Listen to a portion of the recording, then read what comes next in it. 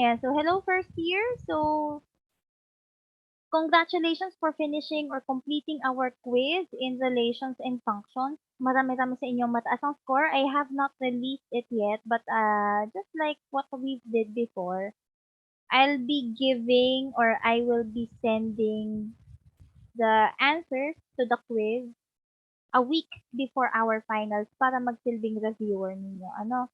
Okay. So, ito naman, meron akong ipapakita sa inyo. Okay? So, by the way, I made this recorded just in case, no? I feel like hindi ulit ako makakapag-synchronous class sa inyo this week. Alam niyo na kung bakit. Okay? So, if you're watching this, definitely busy kami ngayon. Okay? So, you have received the copy of the CO or the course outline. Tama? Sige nga, pakinggan ko nga ano yung pakinggan. Well, I will check, no? Or check yourselves na lang. Sige. Check yourselves. Ano nga ulit ang laman ng course outline? Okay, the contents of the course outline ay yung mga topic, saka kung anong week, at saka kung saan nyo mababasa kung saang libro. Okay, kung anong references ang ginamit ni ma'am.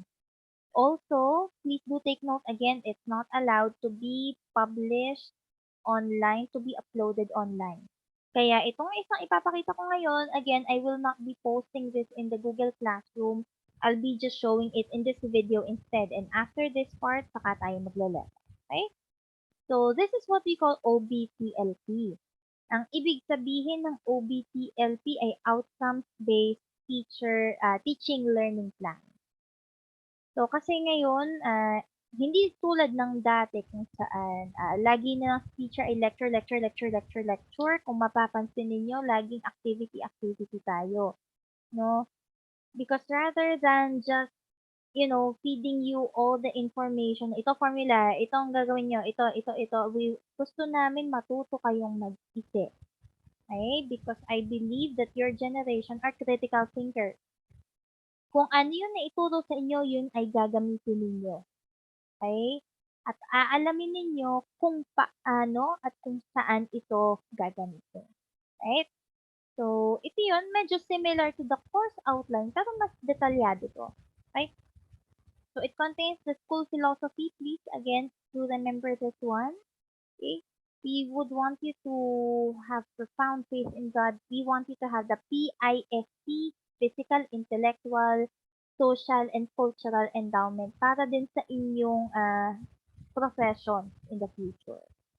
Vision, we want to be a center of excellence, upholding locally responsive education. Hindi lang pang local, but also global. Okay? Ang mission statement natin to strengthen and synergize instruction, research, and extension. Hindi lang lagi tungkol sa atin, but we want to extend our science. No? Yung mga solutions na pinoprovide natin ay hindi mema lang, may ma-solusyonan lang, but through research. Ay, napakahalaga ng research. Kahit mahabang proseso. And administration and student development. Yan. So, we want you to be God-loving and holistic graduates. Again, hindi lang well-educated, hindi lang well-mannered na. Okay? Goals, I have not discussed this, pero sige, basahin nyo na din. We want you to have the development of high-level professional. Hindi lang professional, we want you to be high-level. Okay? We want you to attain, empower, and globally competitiveness. Okay? And we want you to pursue better quality of life. Siyempre, no, kaya nga gusto namin kayong gumraduate para magandang buhay. Wala namang gumagraduate para sasama ang buhay. Ano? Okay? We have a lot of objectives. Please makikibasa, pause this video. Okay? And we have the 4 core values from PLSP, patriotism, leadership, service, and professionalism. Okay? And makikibasa, makikisaulo. You may take a screenshot of this, but please do not upload this document anywhere. Okay? Malalagot kayo sa akin. Okay, so, it's then yung mga outcomes. Base sa CHED, sinusundan po natin ang CHED para pare-pareho kayo no matter what school you are in. Ito yung mga target as an IT student. Okay?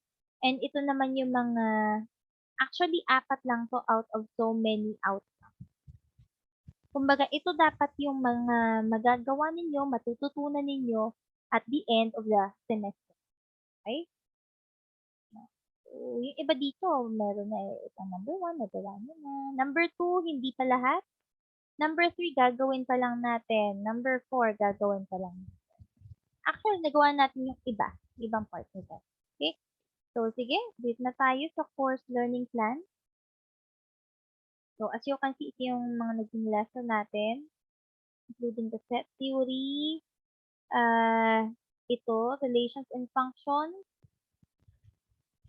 And as I have mentioned, these are optional topics. Yun lang ay kung may time tayo or kaya ng lahat, makakasabay ang lahat, but since hindi, so we'll be skipping these topics. Not really skip, but then I'll be providing you the references for self-study. Okay? So, dito na tayo sa 14th week. Yan. So, ito yung mga goal natin for this 2 weeks. Okay? So, expect, one of the reasons why I'm showing this to you is hindi para maging scripted yung lesson natin. Pero baka kasi ma-shook kayo. Love me ganun. Okay? Just for you to have an idea of what I plan for you guys. Okay? So, ayan, hindi lang tayo basta quiz. Meron tayong gagawin. So, I want you to come up with a game kasi usually pag sinabi nating combinatorics and probability, baka naiisip nyo ay sugal, peryahan. Hindi naman, no? There are games that involve probability but does not necessarily mean sugal. Okay? So, again, this is the 14th week and next week, May 25, 26, wait lang, let me just check. Actually, it's 23, 24, 25, 26, 27. But expect again, 25, 26, we have observers. No? So, just for you to have an idea. Okay? Ito yung magiging lesson. So, simulan na natin. By the way, just to discuss, 16th week and 17th week, ayan, nasimulan na natin yung graph, diba, sa relation. So, again, hindi natin to mahahagip lahat. No? But then, kung anong kayanin, I'll just be giving references kung anong kailangan. Tapos 18th week, ilang weeks na lang, would be your final exam. A week before the final exam, I will be giving the discussion video nung sagot sa quiz para maging reviewer. No? So, expect another quiz for this one and a quiz for this. So, 2 more quizzes. Okay? Ayan. Ito lang yung rules kagaya ng mga nag-discuss ko dati, requirements. Kasi wala naman akong extra requirements. Okay, so, start na tayo with our lesson. Combinatorics and probability. Madali ito para sa inyo because you've had this in your high school and in your senior high school. Tama? Sige. So, ito yung objectives natin. So, let's just recall. Ginamit ko itong example na to last time. So, we have a problem. Our manufacturer makes 3 different types of frames, 2 types of engines. Pwedeng mamili ang customer between micro, sedan, or hatchback na frame. Tapos, pipili siya ngayon ng engine. Hindi naman pwedeng walang engine. So, list all the possible methods. Ang ilan niya, simple lang. Madali lang naman yung gawin. Micro gas, micro diesel, sedan gas, sedan diesel, hatchback gas, hatchback diesel. Ganun lang kadali. Or if you were systematic like this, okay, so pwedeng gawan ng 3 diagrams. Ito yung mga possible frames ko. Ngayon, ano yung mga possible engine ko per frame? Micro gas, sedan gas, sedan diesel, hatchback gas, hatchback diesel. Now, my question is, ilan yung possible model? Your answer is 6. 1, 2, 3, 4, 5. It's parang yung ginagawa natin 3 diagram sa logic. Ano yung purpose? So let's try another question. Okay, let's count this as activity number 1 agad-agad. Okay? So remember to always pause the video, speed up or slow down the video kung kinakailangan. Okay?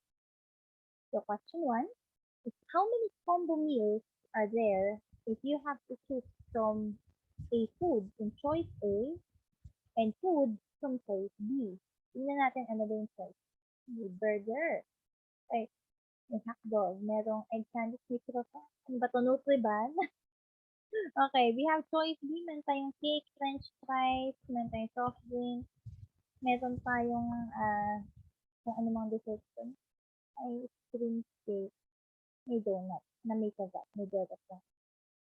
Ayan, sige, ilang combo meal daw. Kung kailangan meron akong choice A, meron akong choice B. Pwedeng burger and fries. Pwedeng burger and drink. Pwedeng burger and cake. Burger and ice cream. Burger and donut. Pwedeng ito. Hotdog and cake. Hotdog and fries. Hotdog and drink. Hotdog and ice cream. Hotdog and donut. Pwedeng egg sandwich and cake. Ito, or ito. Pwedeng nutriban. Croissant ito. Yung croissant, tapos ito. So, malilista naman natin systematically. Ngayon, I don't want you to spend so much time na ililista niyo yan lahat at bibilangin niyo yan isa-isa. So, anong sagot niyan? Tanong dito, how many combo meals are there? Sige na, kung bibilangin natin, the answer here, isa-isa niyo talaga, bibilangin niyo kung ilang linya meron dito, your answer should be 20. Tama? 20? Okay. Now, without listing them down, ano niyo kaya makukuha ang 20? Tingnan natin. Ilan ang choices natin sa choice A?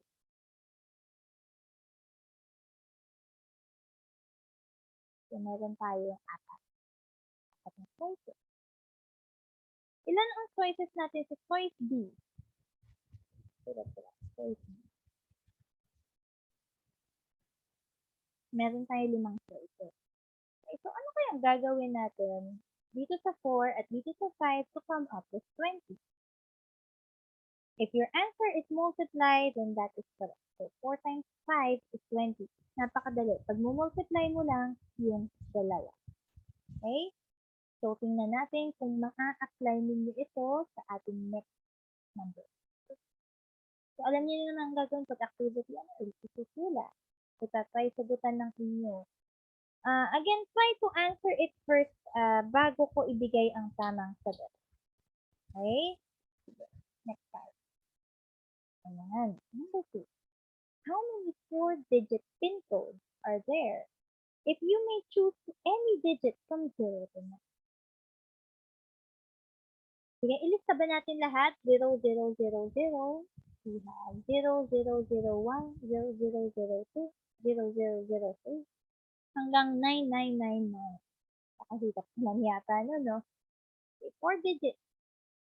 Yung unang digit, pangalawa, pangatlo, pang-apat.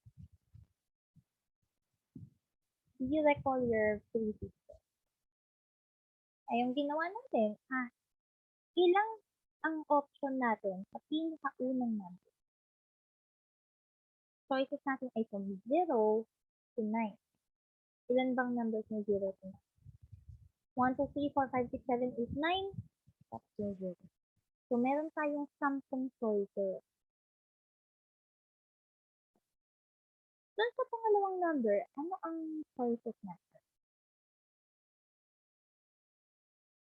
So, our choices here would be 10 as well. Okay? Bakit? Wala namang problema. Mukhang pwede namang umulit kasi wala namang sinabing bawal umulit. No? Kagaya ng 1111. Pwedeng 0000. 9999. Sa pangatlong digit, ilan ang choices natin? 10 pa din. Again, wala namang sinabing bawal umulit.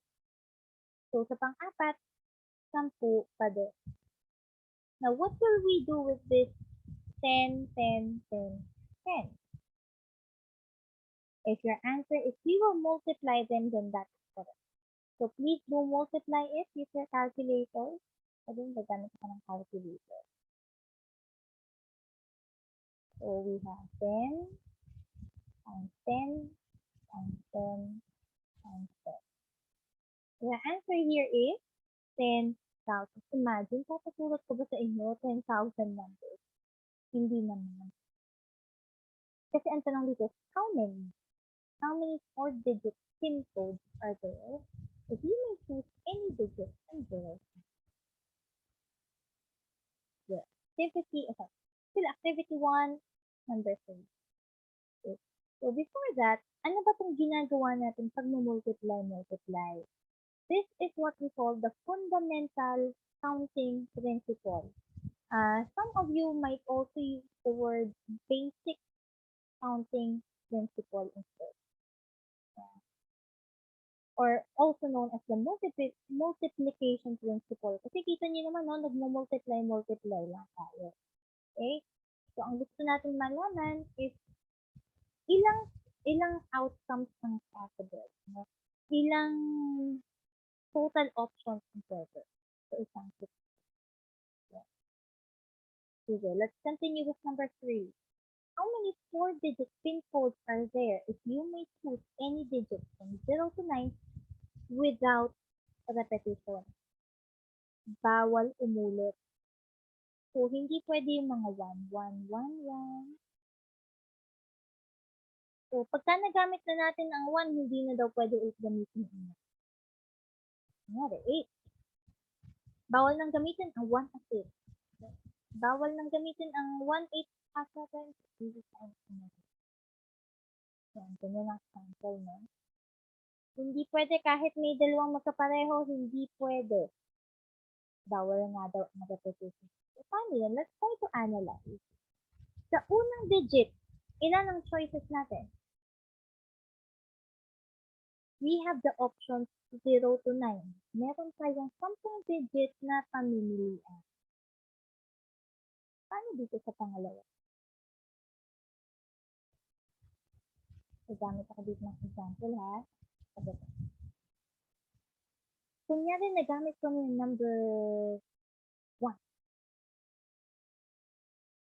So, hindi ko na pwedeng gamitin ang 1. Ilan na lang ang choices ko kung hindi ko na pwedeng gamitin ang 1. Okay, let's out natin. So, meron na lang akong siyam na option for the next digit. Okay, the next digit, let's say for example, I use number 8. So, cross out natin to. Ilan na lang ang choices ko dito sa pangatlo? Meron na lang akong 8. And let's say for example, ginamit ko yung number 6. So, ilan na lang ang choices ko dito sa pang-apat na digit? 1, 2, 3, 4, 5, 6, 7. I have 7 options. So, hanggang dyan na lang. Bakit hanggang dyan na lang? Kasi 4 digits lang naman ang hinihingi. Okay? So, let's use our calculators once again to compute 10 times 9 times 8 times 7. The answer is 5,040. So, napakalayo din sa sagot natin kanina. Halos kalahati ang nabasa. Okay? So, this is the answer. 5,040. Okay? 5,040 daw yung 4 digit na walang sinulit na number. Okay? So, let's try number 4. Ayan. How many ways can you rearrange the letters party? So, what I usually do is I make blank. Question is, ilang blanco kaya ang gagawin natin? Now, if you made 1, 2, 3, 4, 5, 6, 7 blank, then you are correct. Bakit 7 blank? Kasi i-rearrange natin yung word na party. Ilang letters ba to? 1, 2, 3, 4, 5, 6, and 7. So we have 7 letters in the word party. Pwede natin itong gawing A, E, alphabetical. A, E, R, S, T. Okay? At this time naman, A, E, I, P, R, T, S. Okay? Medyo komplikado to ah. A, E, I, P,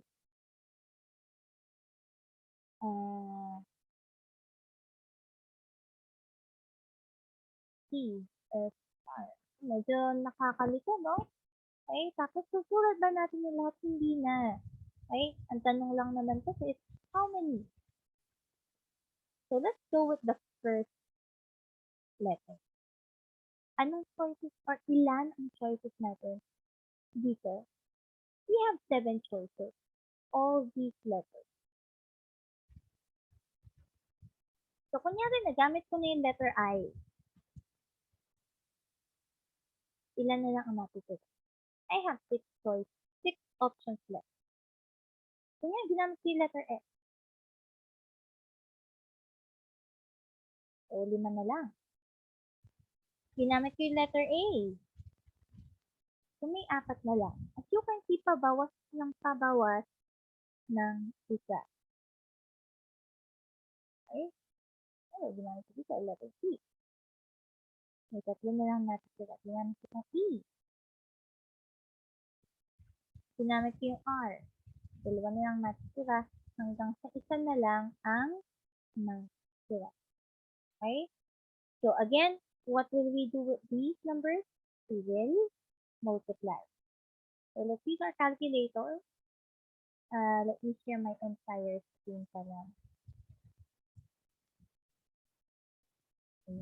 So you can see I have here 7 times 6 times 5 times 4 times 3 times 2 times 1. Double check nga. 7 times 6 times 5 times 4 times 3 times 2 times 1. Baka pareho ng sagot natin kanina, 5,040. Wow, it's a coincidence. Grabe. Yeah, so 5,040 ways to arrange the letters P-A-R-T-I-E. Imagine if pinasulat ko sa inyo yan isa-isa at sinabilang ko sa inyo yan isa-isa, diba? Medyo not totally impossible, pero with our time, baka imposible. Okay? Sige, number 5 na tayo. Again, sana bago ninyo pakinggan yung tamang sagot, i-try nyo muna on your own. Gusto ko gamitin yung utak ninyo, gamitin yung brain cells ninyo. And again, kung mali, it's fine. Mahalaga is matutunan niyo kung bakit kayo nagkamali para hindi nyo na mauulit. Okay? So, number 5. Medyo hirap yung word, pero it does not really matter. A label identifier for a computer program consists of one letter followed by 3 digits. If repetitions are allowed, how many distinct label identifiers? Ayan. So, meron ako dito 4 na blank. Bakit? So, bakit 4 na blank? Sabi, one letter, tapos 3 digit daw. Digit, digit, digit.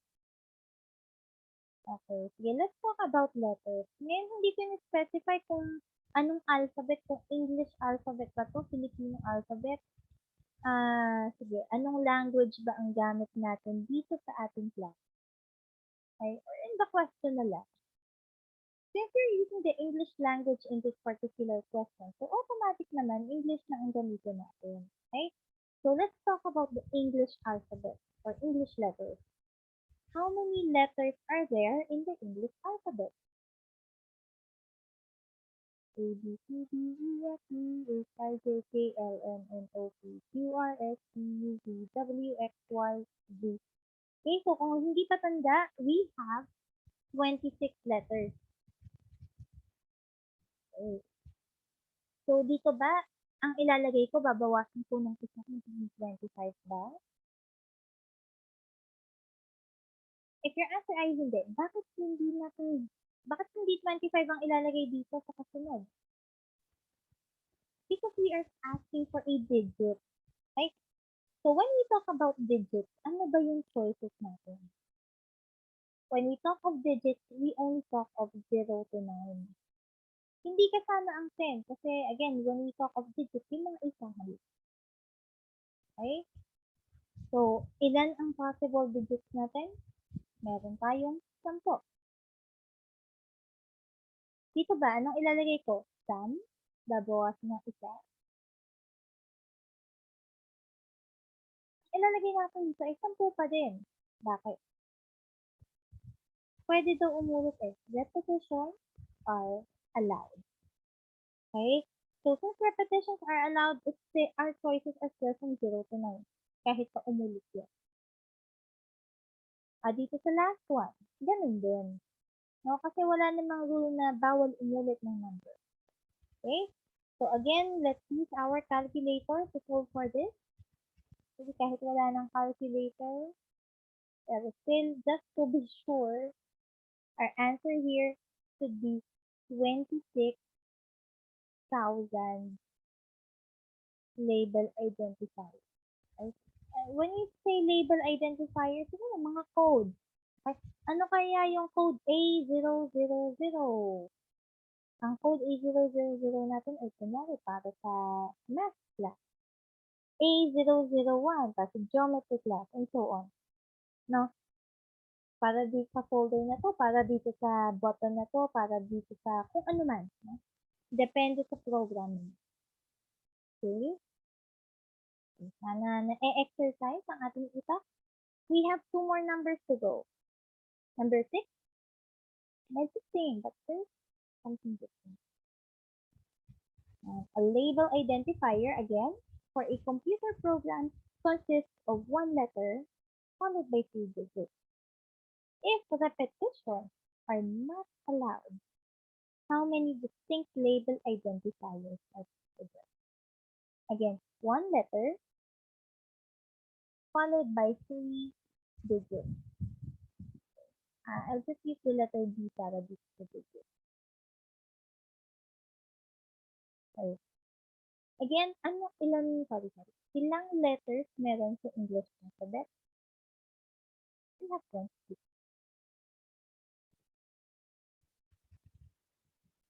Ngayon, ano kaya ilalagay ko dito? 25, 10, or babawasan ko na ba agad ng 9 kasi bawal daw repetition. If you wrote 10, that's correct. Ay, bakit 10 pa din? Kasi never natin magagamit ang 0 to 9 dito sa umpisa kasi letters ito eh. No? It's only A to Z. No matter what letter you choose, hindi naman yung 0. Okay? Now, let's say for example, we use A. Dito we use 7. Kung nagamit na natin dito ang 7 sa digit na to, o sa space na to, ilan na lang ang choices natin dito sa kasunod. And ito magiging 12. Okay? So, para hindi maulit, kumbaga 0 to 9, tapos ito kunyari, 0 maliban sa 7 kasi nagamit na natin yung 7. 7. Kunyari, I use 2. So, dito naman 0 to 9, except 7, at saka 2. Kasi nagamit na natin. Okay? So, let's use our calculator once again. 26 times 10 times 9 times 2. The answer is 18,720.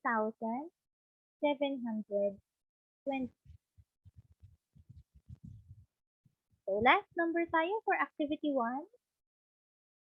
Yan. So, usapang LTO naman, nagpaparini na ang aking tatay ng defense. Okay. But this time, we'll be talking about the car plate. Okay? The old license plate in the Philippines consists of 3 letters followed by 3 numbers. If LTO uses the English alphabet, including NU, how many license plates have they released? So again, we have 3 letters and 3 numbers. So dito ay letters, letters, letters. Tapos dito ay numbers or digits. Let's just use numbers. Numbers yung sabi ko tanong. Numbers, numbers. Okay. Ano na tayo sa umpisa? Ilang letters ang ating pamimilian? Okay, now dito in-specify that they use the English alphabet including N. May 26 letters sa English alphabet plus dinagdagan ng N. So, natin 27 letters. Okay? Dito sa pangalawa, will we put 27 or 26? 27. Pwede bang umulit ng letter? Okay, so please analyze the question. Hindi naman pinagbawal na umulit. And another thing is, if you really are familiar with the rules, so pwede naman umulit ng letter sa plaka ng sasakyan. Okay? So, still 27.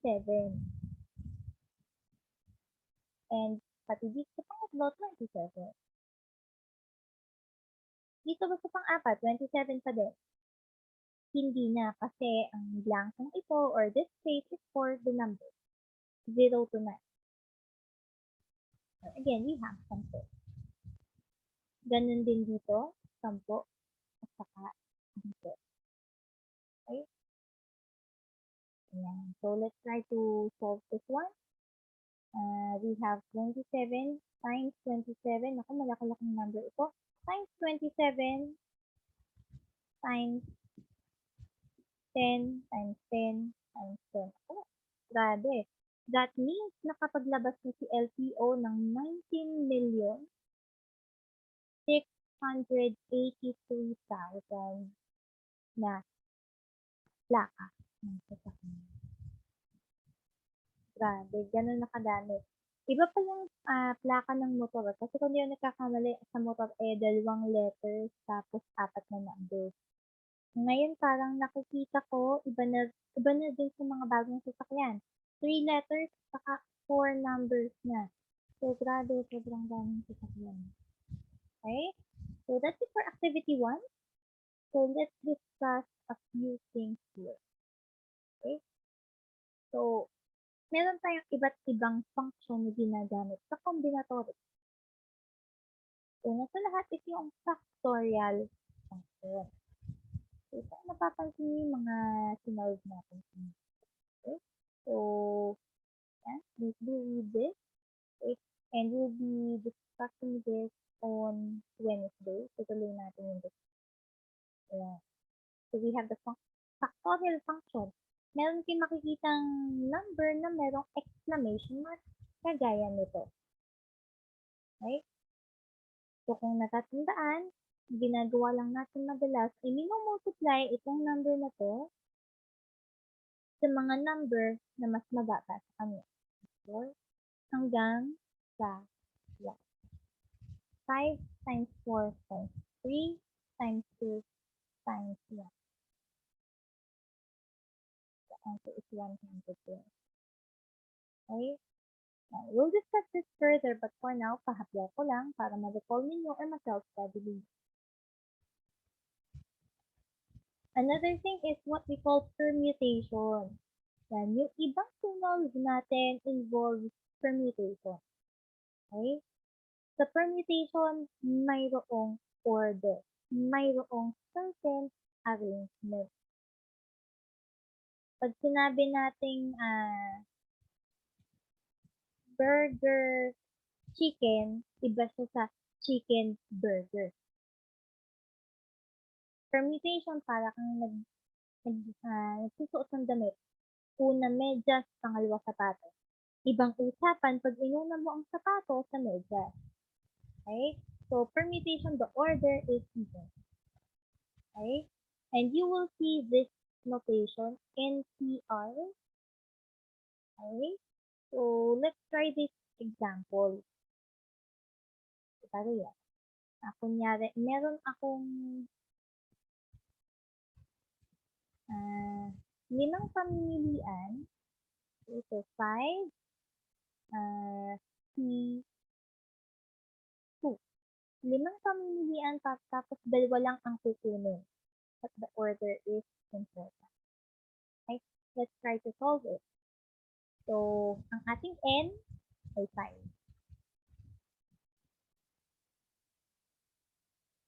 So, substitute lang natin dito sa n. 5 minus r minus 2. Okay. So, 5 factorial over 3 factorial. Gagawin muna natin is isosolve yung factorial. Ano? So, this will be 5 times 4 times 3 times 2 times 1 divided by 3 times 2 times 1. Kagandahan dito, pwede tayo mag-cancel. Diba? Kung tandaan nyo pa mag-cancel. So, 5 times 4 is 20. Okay? That's an example. Now, let's try this example. Okay, so we will choose the president and the vice president. Take note, magkaiba, no? Iba ang position ni president, ibang position ni vice president. Choose the president and vice president among Kiki, Tata, Bonbon, and Lang. Okay, so I have here dalawang blank lang. Okay, gawin natin yung ordinary way of doing it.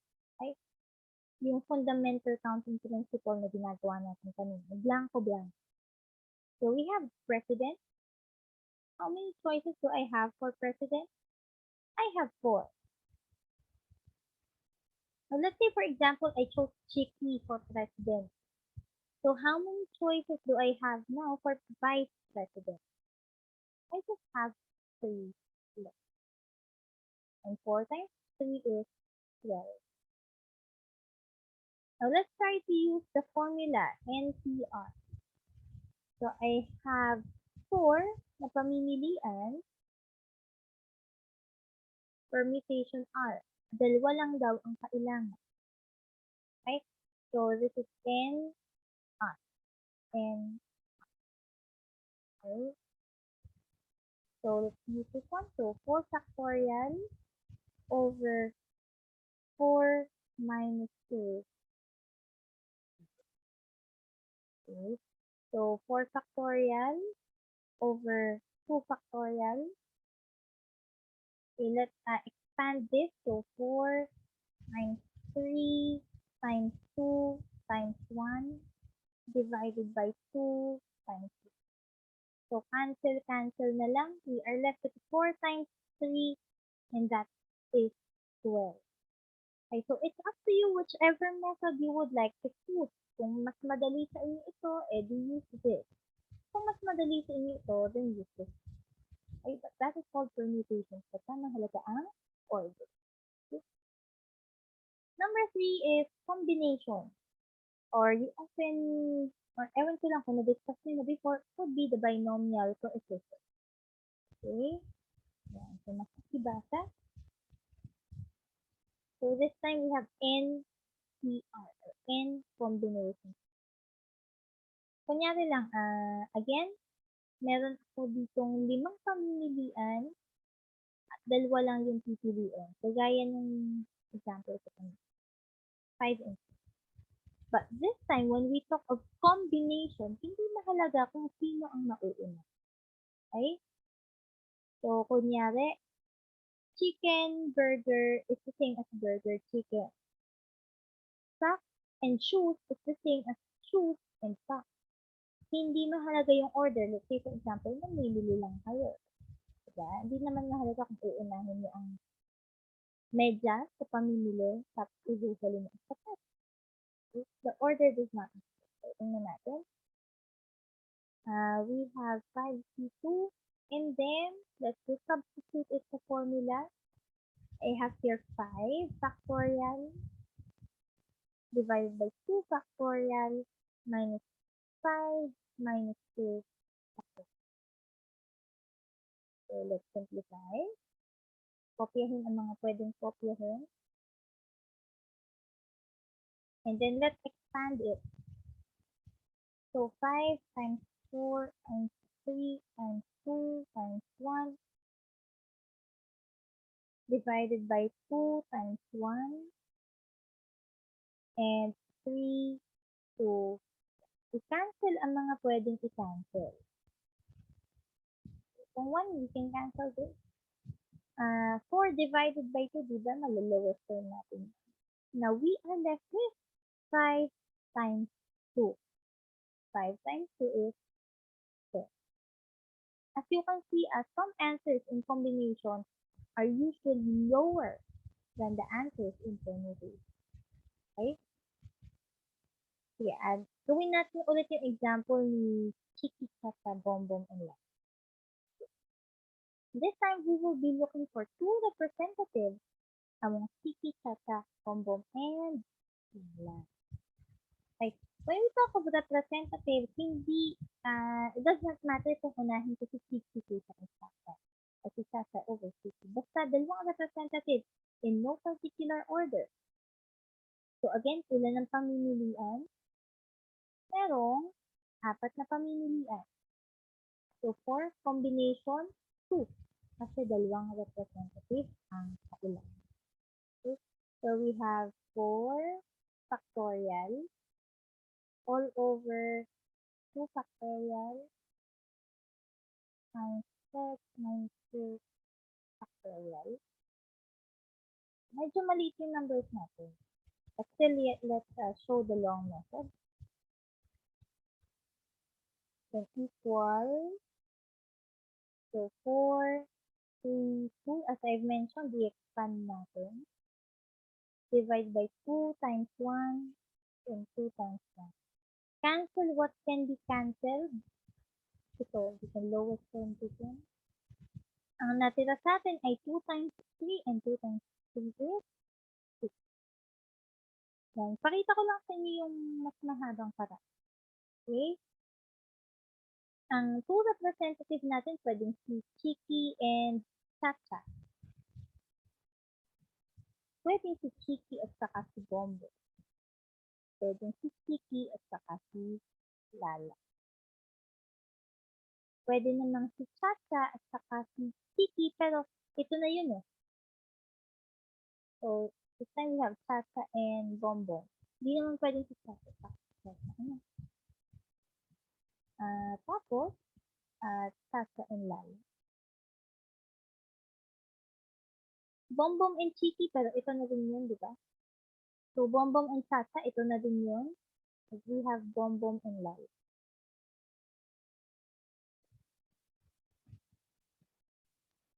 Okay? Or if it's Lala and Chiki, meron na Lala and Chacha, meron Lala and Bombom. So, as you can see, we have 1, 2, 3, 4, 5, 6 possible combinations. Okay? Ayan. So, that is combination. The order does not matter. Okay? Okay, we have also the sum and rule principle. May mga times na hindi natin kailangan mag-multiply. Baka kailangan lang natin mag-add. Okay? Kagaya nito. A student can borrow only one book. Ilang history book, 4 math book, or 5 English books. Ay, tingnan natin. Meron tayong 2 history book. Meron tayong 4 na math book. At meron tayong 5 English books. Pero isa lang daw ang pamimilian ko sa mga yan. So, let's just the 2 plus 4 plus 5 is 11. There are 11 possible choices. Okay? Para mas maintindihan natin, hanapin natin yung parang kabaliktaran niya, which is the product rule principle. Okay? Okay, so, sorry, medyo, hindi ito. Okay lang, paltan ko.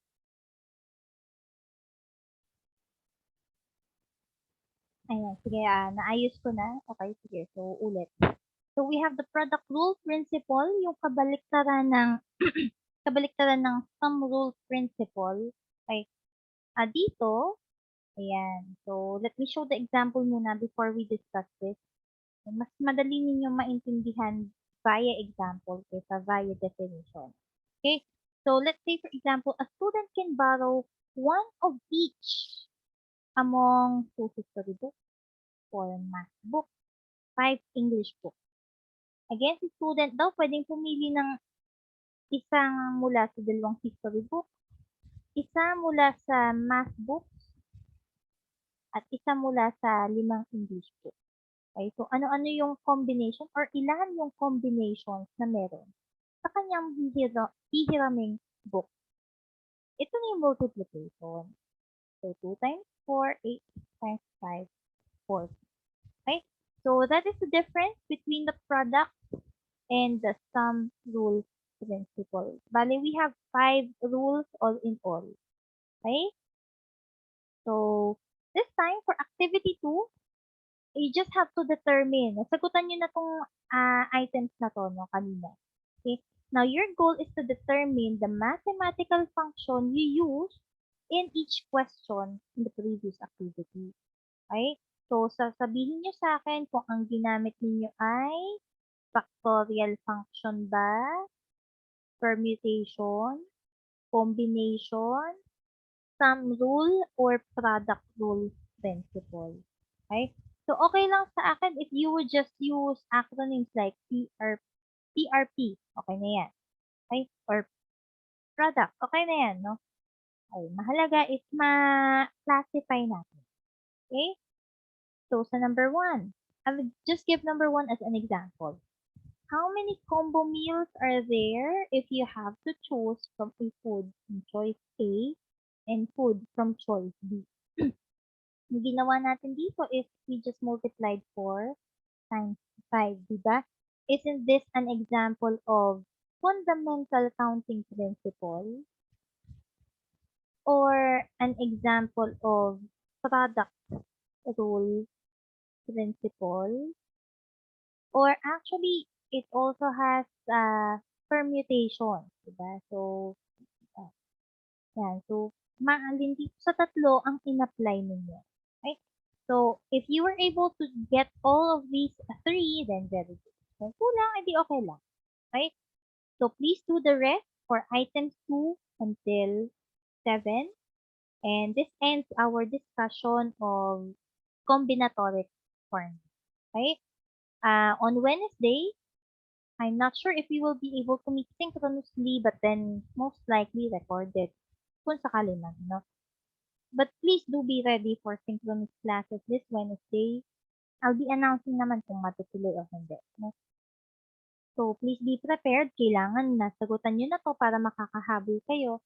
Para hindi yung pagdating nyo sa klase, ma'am, hindi ko po alam, hindi ko pa napapanood. Please do make time. Okay? You have a class every Monday.